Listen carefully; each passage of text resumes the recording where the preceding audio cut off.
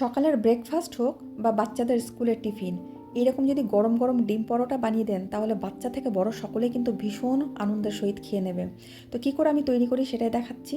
এখানে আমি 1.5 কাপ মতন ময়দা নিয়ে তার মধ্যে দিয়ে দিলাম সামান্য একটু নুন, আধা চামচ মতন চিনি আর 2 টেবিল চামচ মতন সাদা তেল দিয়ে এটা ময়াম দিয়ে ঠিক যেমন আমরা লুচির ময়দা মাখি অল্প অল্প জল দিয়ে ময়দাটাকে আমি ঠেসে মেখে নেব। ময়দাটা মাখার পরে ময়দার উপরে একটু তেল দিয়ে দেবো, তেল দিয়ে মাখিয়ে এটাকে আধা ঘন্টার জন্য রেস্টে রেখে দেবো। যদিও তেল দেওয়াটা আমি দেখাতে পারিনি, এটা যতক্ষণ রেস্টে আছে ডিমের ব্যাটারটা বানিয়ে নেব।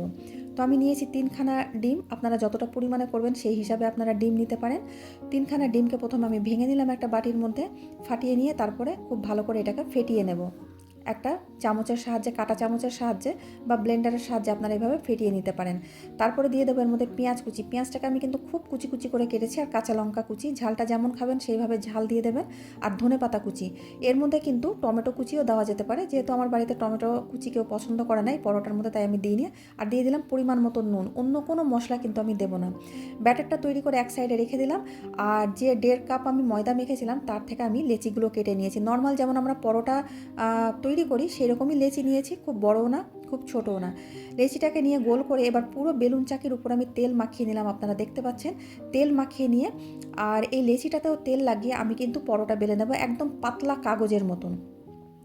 এই ডিমের পরোটা করার জন্য কিন্তু এই পরোটাটা মোটা হলে চলবে না, যতটা পারেন পাতলা করবেন। তাই আমি দেখুন পুরো বেলুন চাকিটা আমার যত বড় তত বড়ই কিন্তু আমি পরোটাটা বেলে নিয়েছি। একদম কাগজের মতন পাতলা হতে হবে, ট্রান্সপারেন্ট হতে হবে পরোটাটা। তারপরে তুলে নিয়ে আমি একটা তাওয়ার উপরে দিয়ে দিলাম। তাওয়ার উপরে দিয়ে এপিট ওপিট একটু হালকা করে সেঁকে নেব।